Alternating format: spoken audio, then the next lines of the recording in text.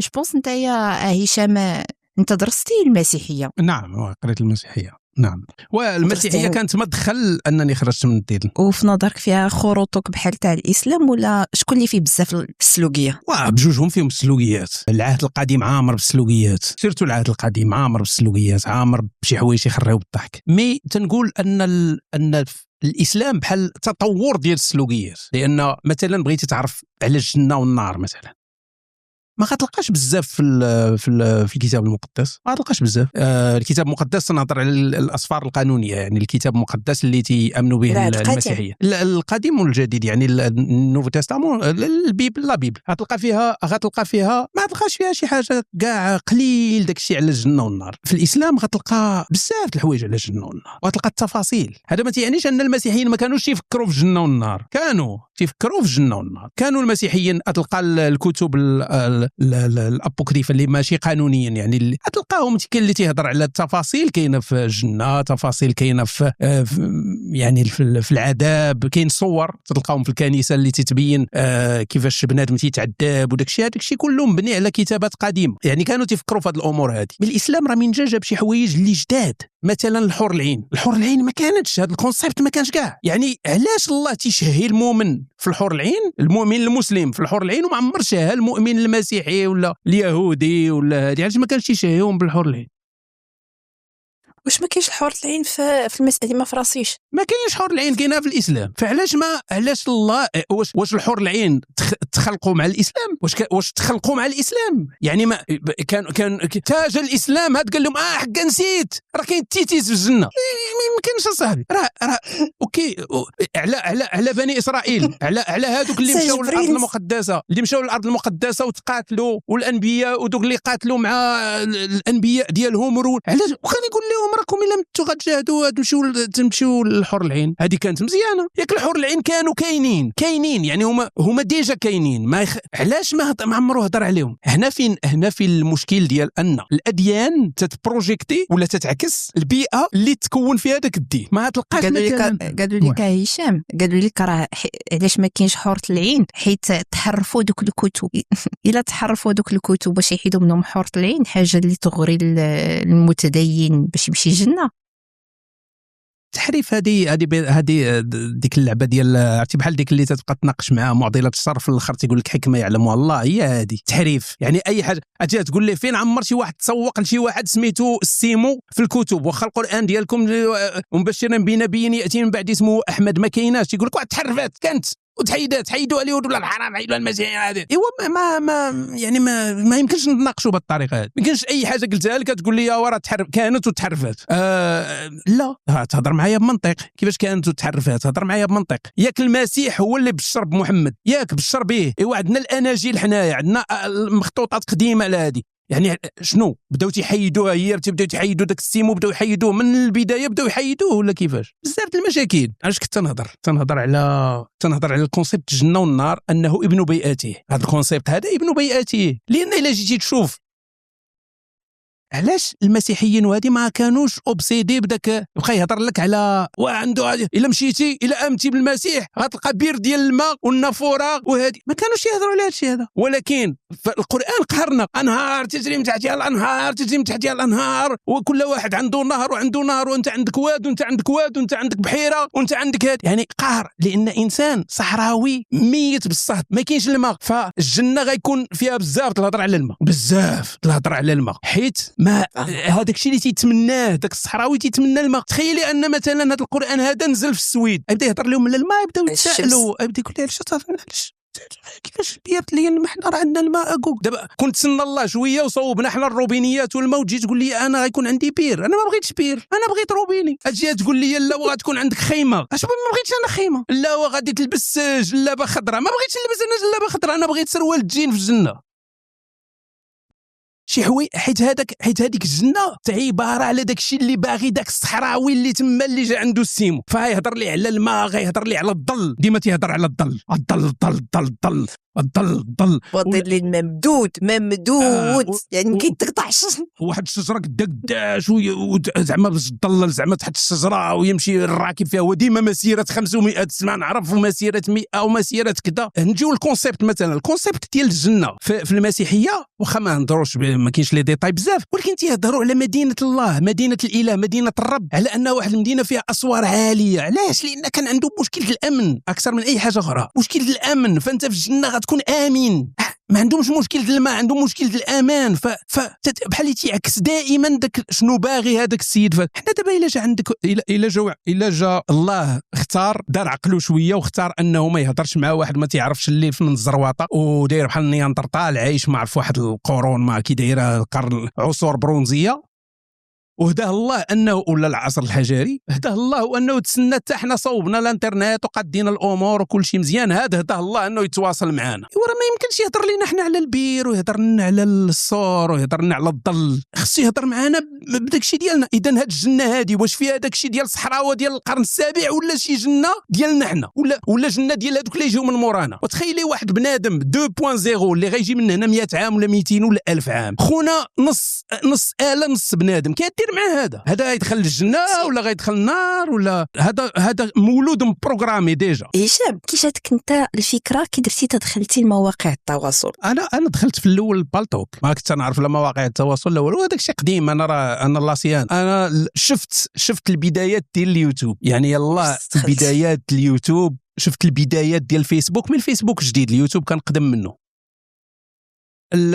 ما كنت نعرف انا المواقع التواصل، نعرفها البالتوك. يعني تتقلب على الشاط، دزنا حنا تطورنا من داكشي ديال MSN ماسنجر، دزنا لداك AOL ماسنجر، دزنا لداك ميرك، الناس القدام غيعرفوا هادشي هذا. داكشي ديال الكتابه، تبدا تكتب مع الناس شويه، وليتي تتقلب كيفاش تهضر مع الناس، ماشي غير تكتب. كنتي كتكتب على الدين؟ كنت انا في ذاك الوقت انا كنت مؤمن. كنتي باقي مسلم يعني قبل فاش انا خرجت من الدين في 2006. ولا كيفاش دخلتي؟ نهضر لك دابا على 98 99 2000 2001 2002. كنت مازال مؤمن. كنت بديت مرحله الشك، مي كنت مازال مؤمن، كنت كافر. فكراميل كاع الناس هذو القدام عاقلين على هادشي هذا. فبديت في بالتوك. علاش؟ لان بالتوك كان اول مره عندك امكانيه تهضر مع الناس في العالم كامل، تهضر بالصوت. هذه راه ما يمكنش، هذه راه شي حاجه خطيره، هذه ما كناش نعرفوها. فتما بديت تنهضر. ومن البالتوك كنت مؤمن. دخلتي في مرحله الشك وبديتي كتهضر مع الناس.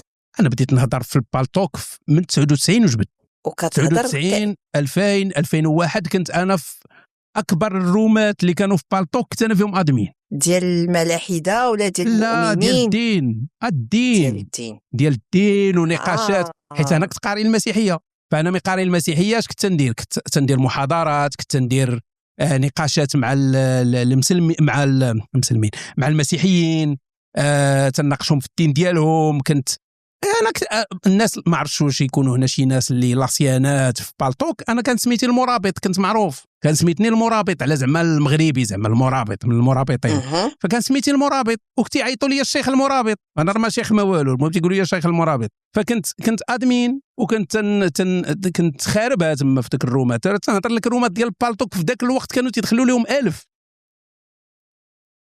روم طرطق، النقاشات وداكشي كلشي تيهضر. لا زعما تيدخلوا لهم بزاف الناس، يعني روم في بالتوك تيهز 1000 راه شي حاجه كانت عظيمه. لان الرومات العاديين كنت تدخلوا من 40 100 كاع ماكس، ماشي 1000. الرومات 1000 تيكونوا مصبوغين وتتخلص عليهم زباله الفلوس. وكانوا المشايخ، ماشي المشايخ، الناس تيتبرعوا من الكويت والسعوديه وشي موجود، الفلوس كانت طايره. في 2006 من خرجت من الدين حيدت البالتوك، حيدته لان ما جاتني أن كنت نكذب على راسي إلا دخلت نكذب على الناس. وأنا أنا فاطر رمضان في 2006 وندخل نهضر أنا الشيخ المرابط ونبقى نناقش ونبدا نهضر لهم بالدين، وهذه لا ما بلانش. كنتي كتناقش، اسمح لي، كنتي كتدافع على الاسلام، وكنتي بحال بيان سور كنت ندافع على الاسلام. وكانت يوقع لي معنا قريت المسيحيه بسلامتي، قريت المسيحيه. فكنت ملي كنت نهضر مع شي واحد مسيحي تناقشوا في المسيحيه، من المسائل المضحكه المبكيه هو انني كنت ديما وهذا تقدر تقول انه تناقض وتحطك شويه عاوتاني قدام المرايه ديال راسك. وانني كنت نتفادى المواضيع اللي فيها اشكال في الاسلام، يعني اللي مشتركه بين الاسلام والمسيحيه، وانا عارف انها مشكله في المسيحيه، انا عارف انها مشكله في المسيحيه ولكن كاينه في الاسلام. عرفت واش فهمتيني ولا لا؟ انا نعطي امثله. كنت نتفادى النقاش فيها، وهنا تنقول انا ماشي كونسيستنت، انا ماشي يعني على صباغتي. علاش انا عارف ان كاين واحد المشكل في المسيحيه؟ حيت هذا ديما كان تيدير لي مشكل، هو انني عارف شي حوايج في المسيحيه ما واقفاش على الصح، ولكن عندنا في الدين الاسلامي، فكيفاش غنديروا لها؟ روينه هذه، يعني انت تترفضها في المسيحيه وتتقبلها في الاسلام، وخا هي نفسها. مثلا الولاده المعجزه المسيح، كلنا عارفين ان مريم نعست مع الجند الرومان، كلنا عارفين ان مريم عذراء ولدات مع اكبر الروده في التاريخ، هي ان السيده حمله دخل عندها خطيبها السي يوسف، هذا كاع ما عرفش علاش الاسلام نكروا هذاك يوسف، عقلي على هذاك البوكوس وهذاك نكروا. دخل عندها يوسف النجار، قال لها قال لها كي درتي حملت، كي درتي لها انت حملتي؟ قالت لي حملنا الروح القدس. مزيان هذه، والله الا بلان هذا الروح القدس مزيان تيدير الخير. فالولاده المعجزه ما عندها لا اساس لا راس لا اساس والو لا شيء. الولاده المعجزه ما عندها ما مذكوراش في اقدم الاناجيل، هاضرينش عليها بزاف في الاناجيل اللي ذاكرينها، بانينها على واحد الفهم غلط ديال النصوص ديال العهد القديم، اللي ما تيذكرش كاع شي وحده عذراء، بل تيهضر على واحد المراه جون. كاين فرق، امراه جون ماشي هي امراه عذراء. ديك النبوه ما عندها حتى علاقه بالمسيح، وما ركبوها للمسيح صح. بزاف ديال المشاكل كاينه مع هاد القضيه ديال الولاده المعجزه المسيح بزاف، ولكن المشكل كاينه في الاسلام. فانا تناقش واحد المسيحي ما نقدرش نبقى نجيب ليه هذا الشيء هذا، حيت الا بقيت تنقول ليه الولاده المعجزه راه غيتخربيقه وانتم غيتخربقوا وما فاهمينش، وكتاب الاناجيل اعتمدوا على الترجمه السبعينيه، وهما الا كانوا يهود خصهم يعتمدوا على النص العبري وما فهموش وداروا الخطا، وهذه غيجي يقول لي اسي محمد انت ما تامنش بان المسيح عذراء؟ ايوا اذا انت متناقض مع الاسلام ديالك، فتنخرج من باب واسع ما تنجبدش هذه المواضيع، ما تنجبدهاش. وهذا راه مشكل، انك انت ما تقدرش تهضر على موضوع لان الا هضرتي عليه غادي تضرب حتى راسك. فكان تيطيح لي هذا كنت تطيح في هذه المواقف هذه اللي زادت بينت لي التناقض اللي عندي في الدين. يا اما غنمشي نيشان وغنقول هذا الشيء كامل ما نبنيش على الصح، يا اما غنبقى غادي هكا معكل، وانا في طبيعتي ما تنبغيش انا نكون في شي منطقه رماديه، يا اما ابيض يا اما كحل دائما. فكانت غير مساله وقت وخرجت من هذا الشيء كومبليتوم. ونهار غرني الشيطان ورجعت للبالتوك، مع دابا انا راجع للبالتوك باش زعما ندير كونت جديد ونصوب، مي غرني الشيطان وقلت ندخل بالمرابط نشوف. دخلت تبلوكا ليا البيسي بكثره الميساجات اللي جاوني، حيت الناس صيفطوا لي الميساجات بزاف، ليكرون ديالي كلها تبلوكات. مع مين تدخل في بالطوك شحال هذيك تدخل دوك الميساجات اللي تصيفطوا لك اوفلاين تيخرجوا لك، فالبيسي عندي الاكرون بدا كل شيء عمر ما بقيتش قادر نحركه، وانا مشيت ديريكت انستاليت كل شيء، عاودت انستاليت بالطوك جديد ودخلت ديك الساعه بسميه جديده لا ديني شي حاجه. داز واحد الوقت وانا ندير نوستيك صافي من تما. فمواقع التواصل الاجتماعي ما جات حتى من بعد، تنهضر دابا 8 سنين من بعد، حتى 2014 من بديت القباسات، ومن الناس كانوا ما تيحضروش للروم في بالطوك، فتيقول لك واز قلنا القباسات وديروهم صاحبي في شي بلاصه باش نسمعوا ليهم باش هادي، وانا نفكر قلت واخا صافي نحطهم في يوتيوب. فتما بديت نحط القباسات في يوتيوب، وتما بدات الرحله ديال القباسات. 2014 اول قرصه في رمضان. سرحتي اليوم القباسات في رمضان. دوك القباسات. الفكره القباسات منين جات؟ راه جات من رمضان، حيت انا قلت علاش المسلمين في رمضان تيديروا لهم برامج ديما فوازير والبرامج وداك الانشطه والزوين، وحنا الكفار تبقاو نتفرجوا. قلت ما عندنا والو، تيجي رمضان ما كاينش برامج خاصه برمضان هذه. فطاحت عليا الفكره انني ندير سكيتشات ديال الرسول تيهضر مع كذا، مع يعني مبنيه على قصص احاديث وداك الشيء. فوالا هادشي اللي درت داك سكيتش هكا في رمضان، وتما بدات القصه صافي. وليت كل مره تلوح قبسه، وكل رمضان وليت تندير سلسله وبقات غاده. وكي جاتك الفكره انك تكتب اول كتاب عندك هشام؟ وي هذه جات من فيسبوك، لان في فيسبوك ملي كنا دايرين ديك مجموعه دار الارقام في الاول، درنا مجموعه دار الارقام، وبقيت جاتني الفكره انني نبدا نكتب شويه على الطفوله ديالي، نكتب هكا، تنكتب منشور هكا شويه متوسط، ما قصير ما طويل، متوسط. فلقيت تفاعل الناس تيتفاعلوا، عجبهم داك الشيء، فقلت اجي نبروفيتي فيهم نصاوب. قلت لا باش جاتني الفكره ديال ان علاش ما نجمعش هاد القصص كامله ديال الطفوله، لانني دوزت الطفوله شويه بيصاغ وداك الشيء، فقلت اوكي نجمع انا كاع هادي ونزيد عليهم السفر ديالي لالمانيا وشنو دوزت في الجامع وندوز الرحله من الايمان للكفر وهذه، فقلت نديرها مذكرات كافر مغربي. جا من هنا جات الفكره، وكاينين الناس اللي شجعوني، كاينين الناس اللي وقفوا معايا، كاينين الناس اللي عاونوني، قال لك مثلا ما تحملش المصاريف ديال حيت تكتب انت تجي تكتب اول مره كتاب وانت ما معروفش، وزيد عليها انا ما معروفش كاع، ما انونيم، ما معروف لا الاسم لا مع انا نقدر نكون اي واحد فوالا جاو الناس تمشي عند واحد، تمشي عند هشام انت معروف تبارك الله عليك، معروف قد استعارف يعني اجي دار والله لا بدت لكم المطر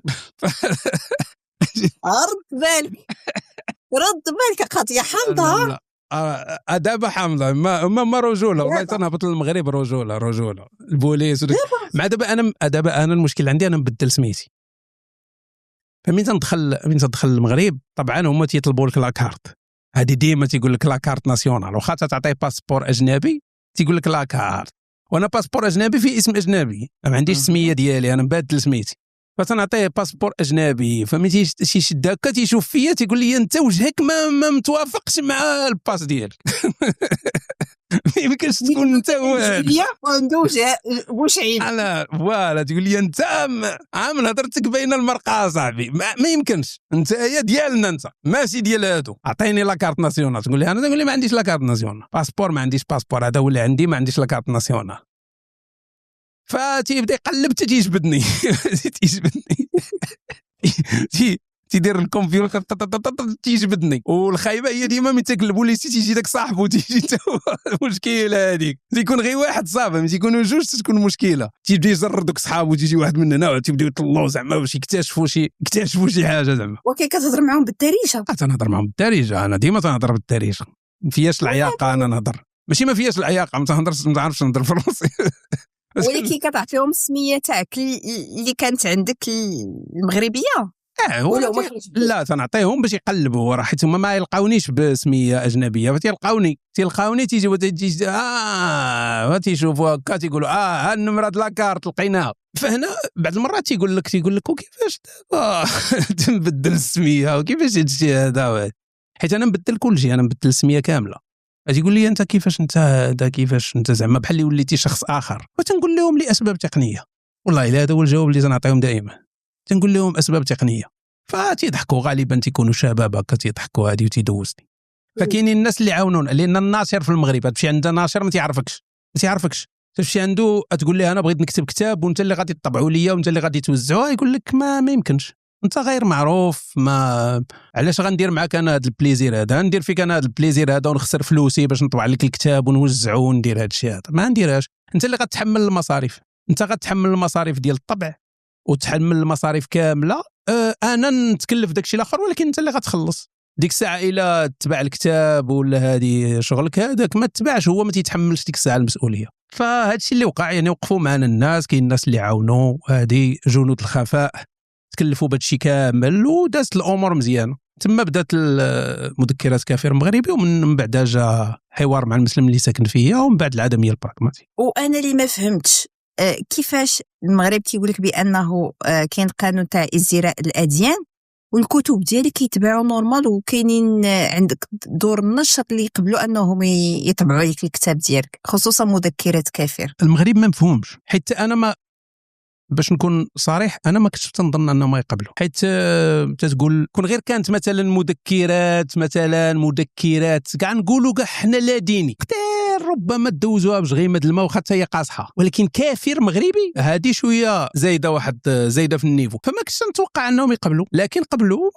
يجي يسولني شي واحد كيفاش قبلوا، انا لا اعرف، هما عندهم الحسابات ديالهم وعارفين اش تيدير. حنا الناشر تقدم يعني دفعنا المعرض وداك الشيء وتقبل وتحط الكتاب وعادي وتطبع وعادي، ما كاينش. نقول لك انا مره اخرى انا المغرب غير مفهوم، ربما كنت طحت في وقت وظروف مختلفه ربما ما كانش يتقبل. خاصكم تعرفوا الاخوان بان كتب هشام من الكتب اللي كطير في معرض الكتاب. كيجيو الناس كيلقاو الكتاب طار تيطيروا الكتوبه ديالو في المغرب. كان بعض الفقرات في الكتاب في مذكرات كافر مغربي اللي حيدتها، وماشي حيدتها حيت هما قال لك حيدها، الناشر هو اللي قال لي من الاحسن هذه تحيد، من الاحسن. كنت هضرت على واحد في واحد الفقره كان فيها هضر على الحسن الثاني، كان فيها ماشي بطريقه قضحيه ولا شي حاجه، مي تما قال لي الناشر قال لي من الاحسن تحيد هاد مثلا هاد الفقره هذه. قلت لي ماشي مشكل لان ما تتغير والو في المضمون ديال الكتاب، لا شيء يعني كي كاينه كي ما كايناش، فحيدتها. انا تنظن الكتاب اللي اكثر، حيت مذكرات كافر مغربي النقاش اللي كان فيه كثير غير على العنوان فقط والشكل ديالو زعما بحال الكتب الدينيه، اما من ناحيه المضمون راه الكتاب اللي نورمالمون خصو يدير المشاكل هو حوار مع المسلم اللي ساكن فيها، ماشي مذكرات، لان مذكرات هي مذكرات ديال واحد الانسان تيعاود هذه تجربته الشخصيه، ما كانش فيها زعما شي انتقاد لاذع على الدين، ولا كان فيها هضره على الدين مقليله بالمقارنه مع حوار مع المسلم اللي ساكن فيها. راه كله نقاش على الدين وكله من المراجع الدينيه، وفيه بزاف ديال النصوص وبزاف ديال الاحاديث والشروح والتفسيرات اللي خطيره، اللي ربما فريمون غتزعزع عقيده المسلم. ورغم ذلك ما تيهضر عليه حتى شي واحد. انا كنت نتساءل دائما علاش ما يشدش مثلا شي واحد من هاد الحياه ديال الادسنس، علاش ما يشدش حوار مع المسلم اللي ساكن فيا ويهضر عليه، يدافع، يعني يقول مثلا ها هما لي زارغيومون اللي تيعطي هشام الكافر اجي نحللوهم واش صحاح ولا ماشي صحاح. ما كرهتش، انا ما شفتهاش، شفت الهضره غير على مذكرات كافر مغربي. كافر مغربي كيف تسمح الدوله المغربيه لكافر مغربي انه في المعرض؟ او دي ناقش حوار مع المسلم اللي ساكن فيها، ها هو موضوع غير الدين، يلا ناقش فيها والو، ناقش ياك مواضيع دينيه بالمراجع ديالك، ما جبتش مراجع انا خارج الدين، بالمراجع المعتمده عندك، يلا ناقش والو. ما شفت حتى شي فيديو ولا فيديو واحد نقاش على حوار مع المسلم اللي ساكن فيها. علاش؟ وانا درت انا اصلا كتبت الكتاب كبحال ما كرهتش انه يكون بادره للنقاش، يعني يكون مدخل للنقاش صحي، بلا سب، بلا شخصانه، بلا شيطان الاخر، بلا حتى شي حاجه، يعني بغينا نقاش هادئ. داكشي علاش في حوار مع المسلم اللي ساكن فيا هشام المسلم تيناقش هشام الكافر وبهدوء وباحترام وبالمراجع، احترام وبالمراجع، يعني ها هما المراجع عندك. الكتاب راه كبير لان حطيت المراجع لتحت، كاع المراجع محطوطين لتحت، ما تمشي انت تقلب على المرجع وتجيب صحيح البخاري وسير كتب في جوجل وسول تشات جي بي تي على الحديث، لا كلشي عندك لتحت، في نفس الصفحه اللي فيها الهضره على شي حديث كاين لتحت. علاش ما هضروش عليه لحد الان؟ انا ما عارفش علاش. التفسير الوحيد اللي عندي هو ما عندهم ما يناقشوا فيه، يعني ما عندهم حتى شي ربح، ولا يلا خافوا يديروا لك الاشهار، ما خافوش او على مين هضروا على مذكرات كافر مغربي ما خافوش يديروا الاشهار. هذيك كافر كتخلع الناس. دابا انا متى كنت مسلمه وسمعت شي واحد كيهضر على مذكرات كافر ادخلعني هذيك كافر، ما غاديش نمشي نشري. ولكن هذيك الحوار مع مسلم اللي فيا نمشي، خاطر يشدني الفضول. داكشي علاش انا جبونس فاش كيهضروا على مذكرات كافر الناس كيسمعوا ديك كافر كتخلعهم. هي دابا بلا ما نكتب الكتاب الجاي مذكرات نبي صحراوي لا هذه يدوز، هذه مزيانه، هذه يدوز. اوكي، نبي امي انت تكتب مذكرات النبي الصحراوي. انا كنت بديت فيها، غير ما يعني كان بحال تقول work in progress، يعني كنت بديت فيها وما حبست وعاودت ثاني كتاب وعاودت حبست، مي باغي نكتبها قبل ما نموت. من توصل لذاك السن ديالي انا تبقى تفكر في الموت بزاف، واش نكمل هذا الكتاب هذا قبل ما نموت ولا قبل ما يجيني الزهايمر. فين كيتباع دابا هاد الكتب ديالك ايتين؟ فين يلقاو؟ اول كاتب ما عرفش فين تيتباع الكتب ديالك. باللي عارفوا انه كاينين شي مكتبات، وكاين الناشر من الاحسن دائما الناشر. انا كنت شحال هادي نحط الواتساب ديالو وكلشي داكشي ديالو.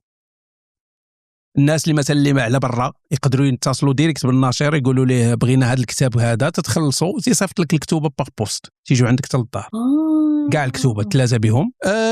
عارف ان كاينين شي مكتبات كاين في الرباط كاين مكتبات اللي عندهم ما دار التوحيدي فوالا دار التوحيدي ممكن تكونيكت معاهم تكومونيكي معاهم ديريكتومون. انا راه حاط في يوتيوب في واحد البوست حاط هذه حتى في فيسبوك كاين دار التوحيدي. سينو الا بغيتوا نسخه ديجيتال راه كاين واحد الموقع الا دخلتوا اليوتيوب في المذكرات كافي المغربي الصوتيه غتلقاو تحت شي وحدين فيهم غتلقاو اللين ديال النسخه الرقميه تقدروا تما تكليكيو. الا ما فيكم ديروا حتى شي حاجه من هذا الشيء هذا كتبغي مذكرات كافي المغربي PDF غيخرج لك شي واحد مقرصن خذو صافي داونلوديه. وكاينين صوتيه درتيها بالصوت صوتيه درتها غير ما كملتهمش ولكن درت با مال يعني درت حتى الفصل وقيله 22 ولا شي حاجه بحال هكا ما كملتوش. صافي مليت صافي كملتيش. انا ديما تنخدم مبدا ندير الحاجه ملي تكون عندي ليها الكانه. تنخدمش المبدا ديال ندير الحاجه حيت منتظر مني مثلا ندير الحاجه ولا حيت شي واحد تيتسناني ندير الحاجه ولا يقول لي ودير لينا كذا وغنمشي نديرها غنديرها من تكون عندي الكانه. هكا انا خدام في حياتي ومزيان وما عنديش شي اجندات وما عنديش شي واحد اللي تيحاسبني ولا انا فحر ديال بغيت نغبر عامين غنغبر عامين ونعاود نرجع فوق ما بغيت ونجي عاوتاني سيمانه ولا جوج ونعاود نغبر وما سوقيش. شحال من واحد داير سبسكرايب ودفعين زاناس شحال من واحد داير فولو شحال من واحد ما تيهمنيش داك الشيء. انا مرتاح بهذه الطريقه هذه وعاجبني يعني ما تنبغيش داك الاحساس بالذنب تجاه شي واحد انني قصرت هذه ولا قصرت في المسؤوليه ولا هذه. كلنا مكورين عايشين فوق حشره طايره في الفضاء صافي هادشي اللي كاين. العدميه البراغماتيه البراغماتيه فوالا اكزاكتو انت فهمتي كل شيء.